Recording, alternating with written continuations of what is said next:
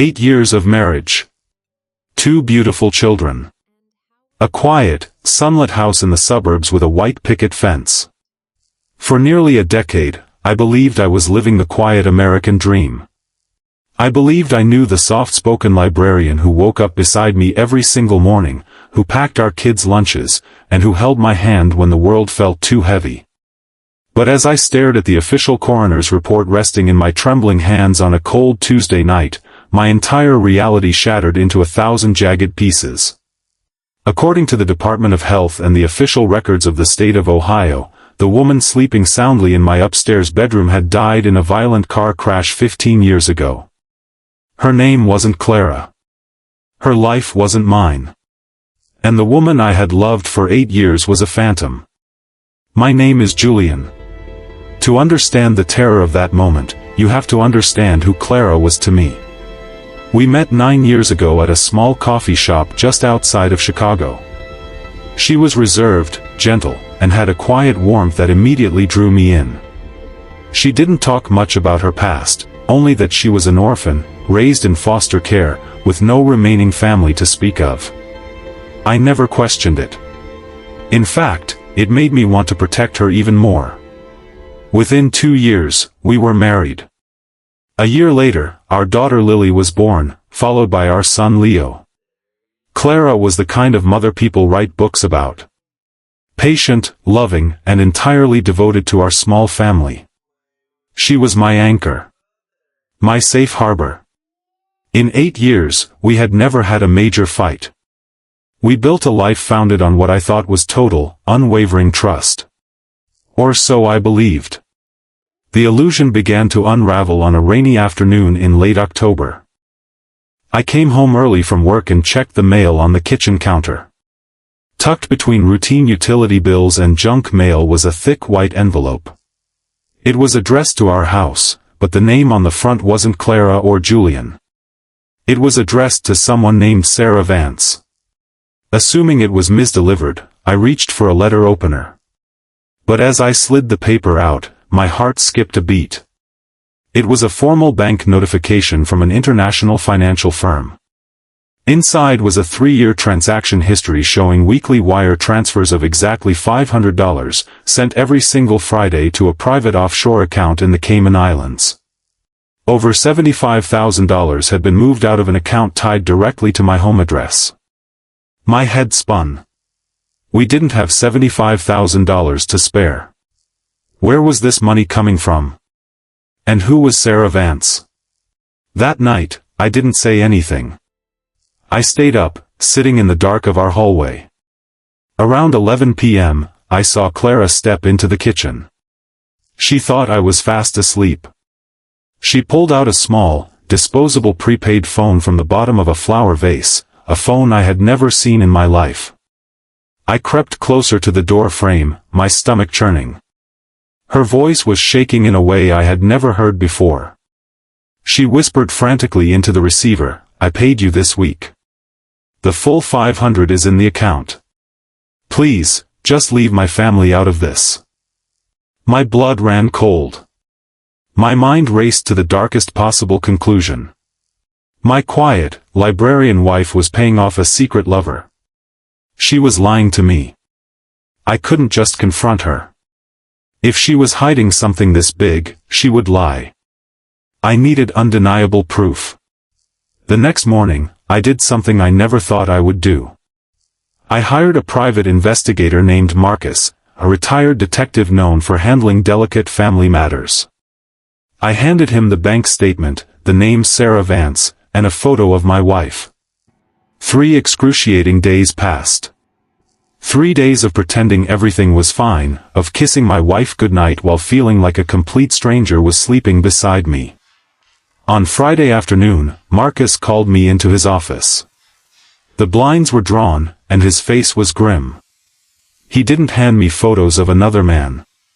He didn't hand me hotel receipts. Instead, he slid a faded, laminated newspaper clipping from June 2011 across his desk. The headline read in bold black ink, "Tragic highway collision claims life of 22-year-old Sarah Vance." Beside the headline was a picture of a crushed, burning sedan on an Ohio highway. Marcus looked me dead in the eye and spoke words that turned my heart to ice. "Julian, your wife isn't having an affair. She's using a dead girl's identity. Sarah Vance died 15 years ago in a hospital 3 states over. Whoever you're married to, she doesn't legally exist." He leaned in closer. "And the man she's wiring $500 to every Friday? He's not a secret boyfriend. He's a former federal operative who specializes in making high-risk people disappear." That night, the house was deathly quiet. I put Lily and Leo to bed, kissed their foreheads, and walked downstairs. I laid the newspaper clipping, the coroner's report, and the bank statement side by side on the kitchen island. Then, I sat in the dark and waited. At 10:30 p.m., Clara walked in after finishing her bedtime reading. She flipped on the overhead light, saw the papers on the table, and stopped dead in her tracks. I will never forget the color draining from her face. It was as if her soul left her body. The tray of tea she was holding slipped from her fingers, shattering against the tile floor. She didn't run. She didn't scream. She just stood there, trembling, tears immediately welling up in her eyes. I didn't yell. My voice was just a quiet, broken whisper. "Who are you?" I asked. "Because the woman in this newspaper died 15 years ago." "Who is sleeping in my bed, Clara?" She collapsed into a dining chair, covered her face with her shaking hands, and sobbed, a deep, visceral sound of pure exhaustion and terror. And then, the truth finally came out. Her real name was Evelyn. 15 years ago, long before she ever met me, she was an innocent young woman trapped in an inner ring of an international organized crime family in Mexico, where her father had been indebted. She wasn't a criminal. She was a witness. She had seen a high-level cartel chief commit an execution. When they realized what she knew, her life was marked. She was hunted. Desperate, she used every penny her mother had saved to hire a rogue asset protection specialist, a man who helped vulnerable witnesses vanish when the legal system failed them. They found the identity of Sarah Vance, a young woman with no remaining family who had recently passed away, and wiped Evelyn's real past off the face of the earth. The $500 every week wasn't blackmail. It was protection money. It was paid to the operative who maintained her encrypted dead drop servers, ensuring her location was never flagged on international databases. She looked up at me, tears streaming down her red cheeks, her voice cracking. "I didn't lie to you because I didn't love you, Julian. I lied because if they ever found me, they would kill anyone standing next to me. I was trying to protect you. I was trying to protect our babies." Looking into her eyes, I didn't see a stranger anymore. I saw a terrified survivor who had spent 15 years carrying an unbearable weight all by herself. She hadn't hidden her past out of malice or deceit. She had hidden it out of pure, selfless love. I stood up, walked across the broken glass on the kitchen floor, and pulled my wife into my arms. She buried her face in my chest and sobbed like she had been holding her breath for a decade. We didn't run away. The next morning, we hired a top-tier federal defense firm.